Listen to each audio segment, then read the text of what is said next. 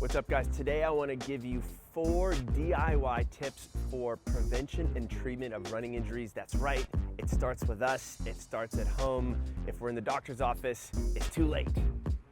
Guys, unless you get hit by a taxi cab, running injuries don't come out of nowhere, especially the 90+% of injuries we probably see, which are tended to be resulting in some sort of overuse situation, right? And if we're talking about overuse, it's usually a lot of volume and maybe mechanics that are a little less than perfect mashed together into some ugliness that comes out. Now, it's this beautiful sunny day, we're at this track.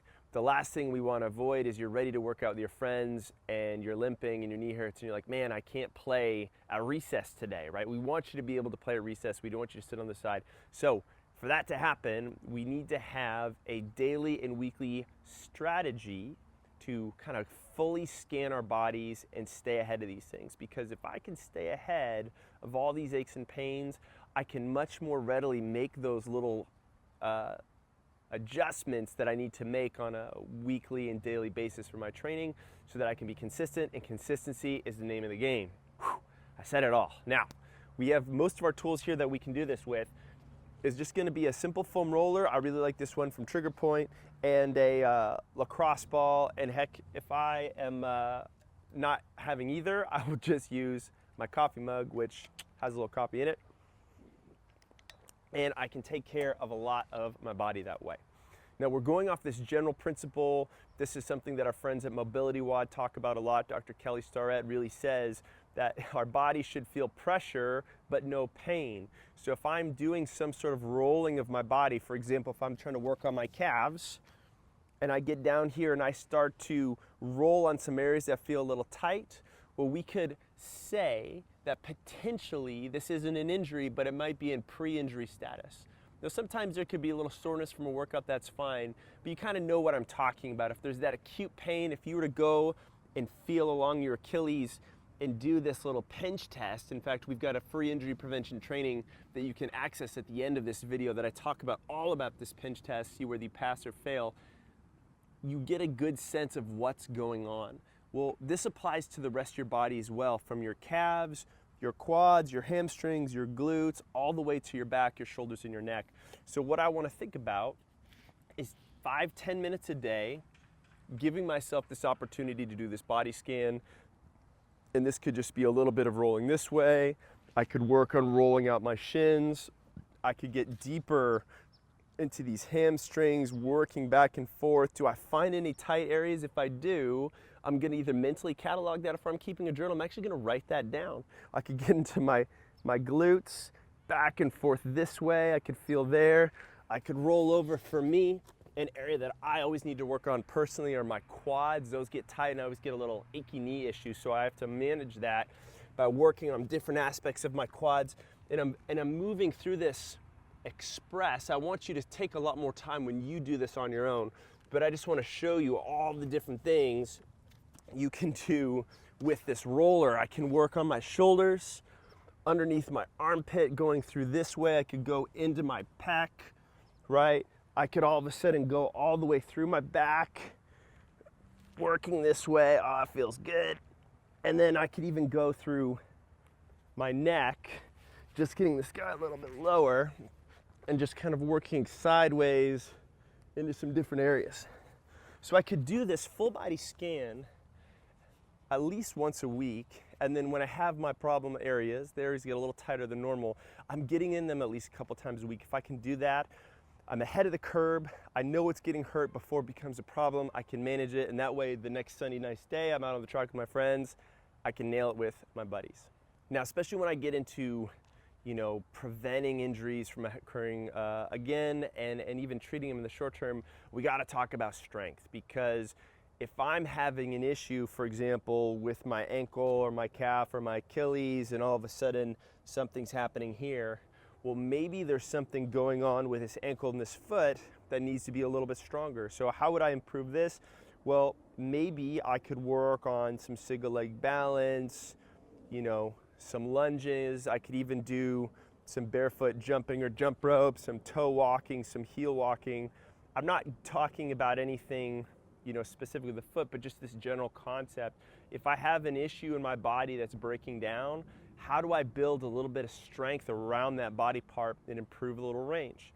If my posture and my core sucks and I'm dealing with my low back, well, hey, how could I work on some planks, squeezing that belly and that butt, getting some good push-ups in here, challenging my push-up and shoulder position a little more by reversing my hands, working on this. If I need to as well, hey, I could always go back to that hollow body position that we know is so important, where I get down here, I press that low back hard into the ground, I start to work on extending those arms and legs and really strengthening this. And I can start to think about, okay, if my knee hurts, how do I improve that? Well, maybe I need to work on my hamstrings and my glutes. Maybe that's a little squatting, maybe that's some lunging, maybe that is some sort of single leg deadlift, and I can start to add that in on a regular basis.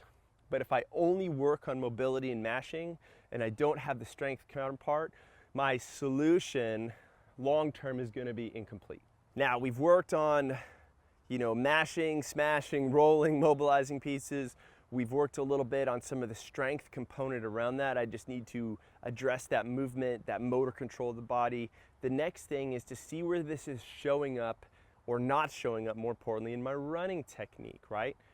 If I'm dealing with issues once again in my foot or my calf, what's going on? Am I someone whose foot's collapsing a lot every time I run? Well, maybe I'm someone who needs to work on posture and hip position a little bit more and increasing their cadence and really working on some pulling drills, something like that.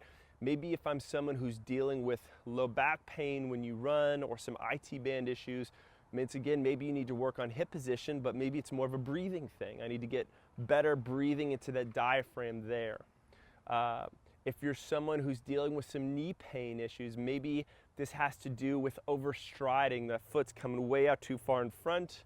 So not only, once again, do I need to work on hips to get my hips in a better position for better extension, but I need to work on those pulling mechanics and that cadence to get those feet landing a little bit lighter and quicker underneath me. Now notice that all these different problems usually have one solution. My mechanics aren't that great and I need to get them better.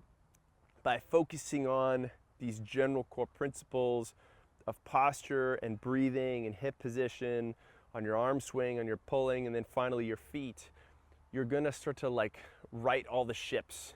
The high tide raises all the boats, as they say, and get everything where we need to get it. And I know obviously this is very general, but I just want to get you thinking about, okay, if I have a specific problem with my running technique, what are the one or two things that I could address that would help fix that and then reinforce my strength training and the mobility work? Now, last but not least, we need to talk about the elephant in the room, which is our lifestyle, the day-to-day time, that monster block of hours that we spend actually not running, but living our life. And a lot of times, if we're living our life, it's in a car, it's at home, seated, it's at work, seated, or just moving in limited ranges of motion. And we have to be honest with ourselves with the effects of a sedentary lifestyle has on us. Even though we're very active, we're only active for an hour, 2 hours a day tops, and then the rest of the hours we're not active, let me tell you. So if I'm someone who's trying to work on their hips, for example, because your hips are tight and you're dealing with some issues as a result, but then you're seated all day, well, this is gonna have an effect on your tight hips, right?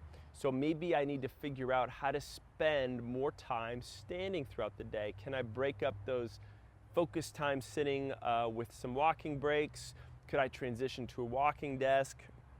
If I have a long car commute, I know a lot of athletes who deal with issues in the glutes in the area around here, and sciatic pain because they're sitting in the car so much. Their foot's hung out on the door like this as they drive. Could I try to straighten things up in the car? Could I adjust my seat? Could I not drive so much? I know some of these things we don't have full control over, but they have a huge, massive effect on how our body feels and how our body runs and turns. So if I'm serious about really fixing these things for the long term, I need to go back to lifestyle. Guys, got one more thing for you. If you like this video, go ahead and let me know. Hit that like button down below. If you have any comments or questions on some of the running injury and prevention ideas we talked about today, hit us up in the comments. I know we're just scratching the surface here. If you want more videos, more specifics on how to fix your knee, how how to tackle your IT band or your calf, well, you better believe we have that on our channel. So subscribe to The Run Experience in addition to videos on how to get stronger, on how to improve your run technique, and how to just be a better overall runner. And finally, because you made it this far, we have a free gift for you. We want to give you our free injury prevention training. All you need to do to get access to these videos and these exercises and these mobility exercises is to click this link in this video. If you happen to be on a mobile device, which, let's be honest, is probably the case, there's going to be a little link down in the description. All you need to do is go down there, click the link in that description. It's going to take you to a page. Once you're there, all you need to do is enter your name and your email, and then I'll be able to personally send you your free training. Once again, thanks for watching. We'll catch you in the next one.